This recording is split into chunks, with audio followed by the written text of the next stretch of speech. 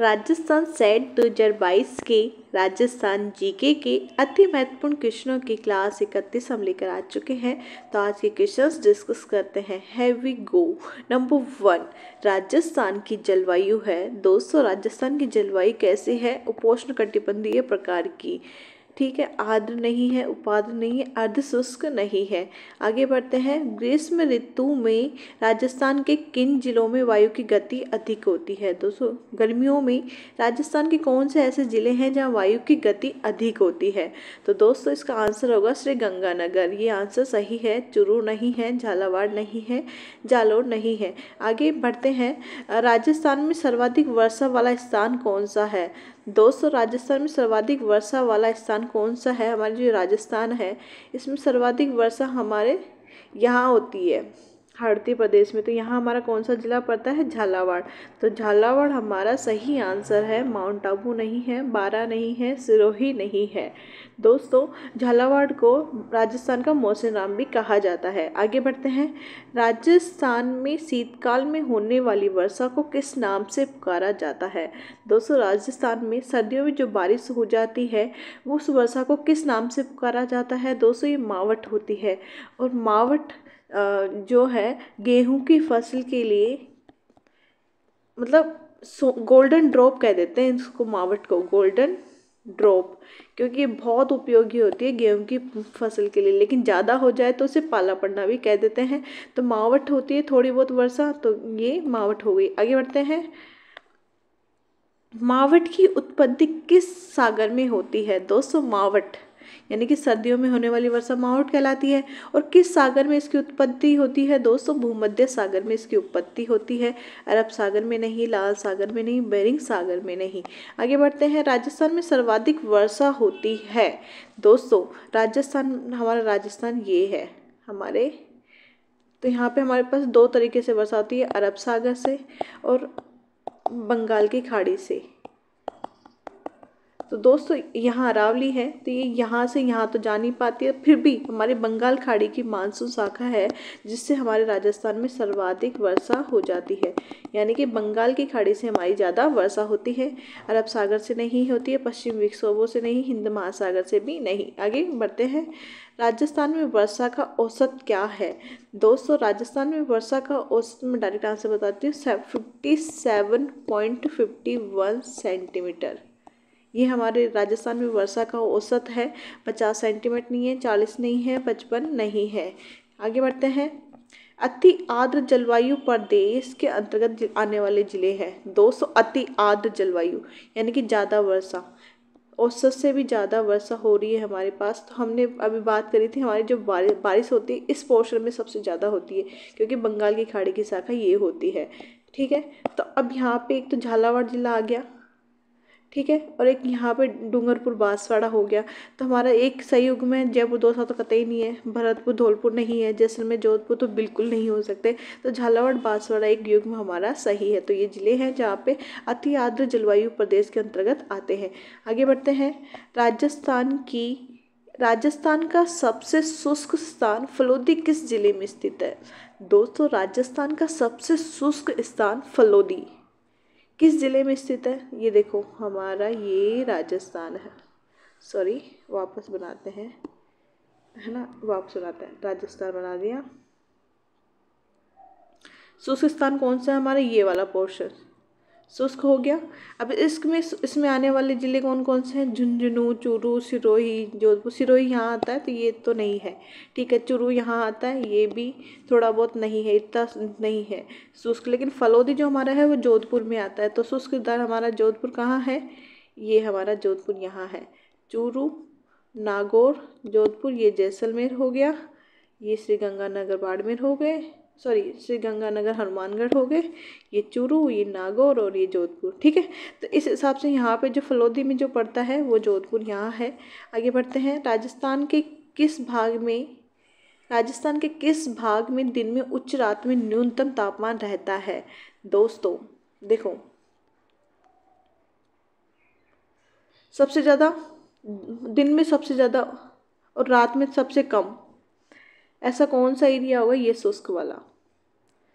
तो पप्पू से याद रखेंगे, पप्पू उत्तर दक्षिण, क्योंकि यहाँ पे बहुत ज़्यादा बारिश भी नहीं होती है और यहाँ पे पेड़ पौधे भी नहीं है, तो यहाँ का टेम्परेचर दिन में बहुत ज़्यादा रहता है इस वाले ऑप्शन का। तो ये हमारा पश्चिम आंसर इसका हो जाएगा। पूर्व नहीं है, उत्तर नहीं है, दक्षिण नहीं है। आगे बढ़ते हैं। राजस्थान में वनस्पति रहित क्षेत्र है। दोस्तों, राजस्थान में वनस्पति रहित क्षेत्र कौन सा है? ये राजस्थान बना लेते हैं। देखो ये हो गया, ठीक है। अब हमने देखा कि यहाँ तो शुष्क है, बारिश होती नहीं है, अरब सागर से होती है, थोड़ी बहुत जो होती है वो भी सीधी सीधी निकल जाती है। तो बारिश नहीं हो रही है तो ना यहाँ पेड़ पौधे होंगे, ना यहाँ पे मरुस्थल है, तो मरुस्थल भी है यहाँ पे और पेड़ पौधे भी नहीं है, तो ये जैसलमेर के आसपास का हो गया। अब देखो इन्होंने कितने अच्छे से ऑप्शन सेट किए हैं। पोखरण जैसलमेर भी दे दिया है, फलोदी जोधपुर भी दे दिया है, समगांव जैसलमेर भी दे दिया, भालोजी गांव चूरू भी दे दिया है ना, भालेरी गांव चूरू भी। तो दोस्तों ये सब आंसर मतलब ये है कि थोड़ा सा तुक्का तो नहीं लगा सकते, हमें पता होगा तो ही है। लेकिन हमने सुना है कि सम के धोरे बहुत फेमस है, क्योंकि वहाँ पे कतई वनस्पति नहीं है, कुछ नहीं है बिल्कुल, तो वो सम के धोरे फेमस है। तो ये समगांव जैसलमेर हो गया। आगे बढ़ते हैं।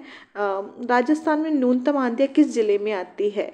दोस्तों सब सर्वाधिक आंधियाँ कहाँ आती है और न्यूनतम आंधियाँ कहाँ आती है, ये हमें पता होना चाहिए। तो न्यूनतम आंधियाँ कहाँ आएंगी? झालावाड़ में, क्योंकि राजस्थान में ये राजस्थान हो गया हमारा। यहाँ पे बारिश ज़्यादा है, पेड़ पौधे ज़्यादा है, ज़मीन में मतलब पथरीली है, तो आंधी आएंगे तो क्या ही उड़ाएंगे, तो यहाँ पे आंधियाँ कम आती है। और ये हमारा श्री गंगानगर और हनुमानगढ़ वाला जो एरिया है, यहाँ पे आंधियाँ सर्वाधिक आती है। तो यहाँ पे सर्वाधिक हो गई और यहाँ पे सबसे कम हो गई। आगे बढ़ते हैं। निम्नलिखित में सुमेलित नहीं है, इसमें और आंसर भी होगा। हाँ, निम्नलिखित में से सुमेलित नहीं है। दोस्तों हमारी ये जलवायु ऐसे जान लेते हैं, थोड़ा सा राजस्थान ऐसे बना लेते हैं। जलवायु मैं ऐसे ही पढ़ती हूँ। अति आर्द्र जलवायु प्रदेश AW हो गया, यहाँ पे ज़्यादा हो रही है बारिश। उप आर्द्र जलवायु प्रदेश CWG, ठीक है। BSHW, BWHS, BWHW और BSHW शुष्क जलवायु प्रदेश। अर्धशुष्क, शुष्क सबसे शुष्क, फिर अर्ध शुष्क, फिर उपाद्र, फिर अति आर्द्र। ये सारे बिल्कुल मैच कर रहे हैं, तो इनमें से कोई सुमेलित नहीं है, मतलब नहीं है पूछा है तो सारे सुमेलित है, एकदम सही सुमेलित किए हुए हैं, तो इनमें से कोई नहीं, आंसर हो गया। आगे बढ़ते हैं। पटुआ की हवेली स्थित है।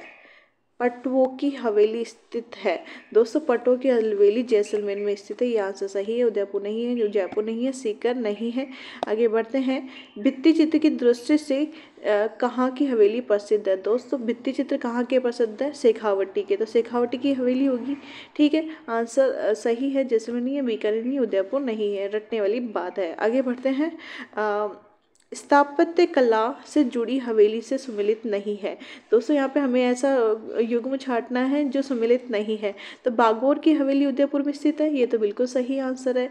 नथमल की हवेली जैसलमेर में स्थित है, ये भी सही आंसर है। सलीम सिंह की हवेली जैसलमेर में है, ये भी सही आंसर है। लालचंद गड्ढा की हवेली फलोदी जोधपुर में है, ये भी सही आंसर है। तो इसमें से आंसर आएगा इनमें से कोई नहीं। आगे बढ़ते हैं।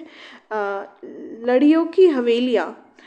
तन्ना गोयनका की हवेली चित्रों के लिए प्रसिद्ध झुंझुनू जिले में स्थित स्थान पर स्थित है। किस स्थान पर? ठीक है दोस्तों, लड़ियों की हवेलियाँ तन्ना गोयनका की हवेली के चित्रों के लिए प्रसिद्ध झुंझुनू जिले में किस स्थान पर स्थित है? दोस्तों सॉरी, है ना, यहाँ पे मैं थोड़ा सा स्पेस बना लेती हूँ। लड़ियों की हवेलियाँ देखो झुंझुनू जिला है ना, यहाँ पर हमारी लड़ियों की हवेली है, लड़ियों की हवेली है, ये पता लगना हमें क्वेश्चन से। और तन्ना गोयनका की हवेली है, दो हवेलियाँ स्थित है। और ये चित्रों के लिए प्रसिद्ध है। किसके लिए प्रसिद्ध है? चित्रों के लिए। क्वेश्चन इस क्वेश्चन में देखो कितने क्वेश्चन होंगे। चित्रों के लिए कौन सी हवेलियाँ प्रसिद्ध है झुंझुनू जिले की? तो लड़ियों की और तन्ना गोयनका की। झुंझुनू जिले में कौन कौन सी हवेलियाँ हैं? लड़ियों की हवेली, तन्ना गोयनका की हवेली, ठीक है। झुंझुनू जिले में किस स्थान पर स्थित है? तो मंडावा स्थान पर स्थित है, ये सही आंसर है। मुकरगढ़ नहीं है, बरड़ नहीं है, नवलगढ़ नहीं है। आगे बढ़ते हैं। छोटे देवता और बड़े देवता की हवेली कहाँ स्थित है? दोस्तों छोटा देवता और बड़े देवता की हवेली जो कि प्रसिद्ध है कोटा में स्थित है, जोधपुर में नहीं है, झालावाड़ में नहीं है, बूंदी में तो बिल्कुल नहीं है। आगे बढ़ते हैं। ताजिया टावर स्थित है। दोस्तों ताजिया टावर जैसलमेर में स्थित है।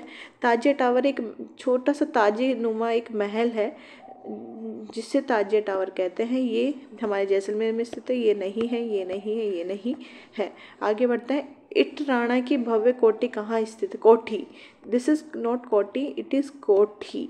तो इटराणा की कोठी कहाँ, भव्य कोठी कहाँ स्थित है?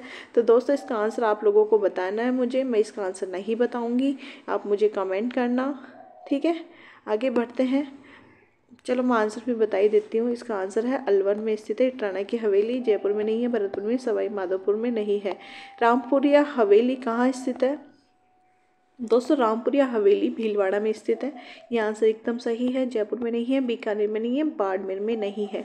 रामपुरिया हवेली भीलवाड़ा में स्थित है। आगे बढ़ते हैं। सॉरी, रामपुरिया हवेली बीकानेर में, सॉरी, रामपुरिया हवेली बीकानेर में स्थित है। मैंने गलत देख लिया। रामपुरिया हवेली बीकानेर में स्थित है। तो ये आंसर सही है। भीलवाड़ा नहीं है, जयपुर नहीं है, बाड़मेर नहीं है। आगे बढ़ते हैं। सुनहरी कोठी का निर्माण करवाया था। दोस्तों सुनहरी कोठी का निर्माण नवाब मोहम्मद इब्राहिम अली खान ने करवाया था। इतना बड़ा नाम, सुनहरी कोठी। सुनहरी कोठी को नवाब मोहम्मद इब्राहिम अली खान ने करवाया था। नवाब खान नहीं थे, नवाब आमिर खान नहीं थे, नवाब वाजिद अली खान भी नहीं थे, ये थे नवाब मोहम्मद इब्राहिम अली खान। इसी के साथ हमारा वीडियो समाप्त होता है। प्लीज़ लाइक से सब्सक्राइब।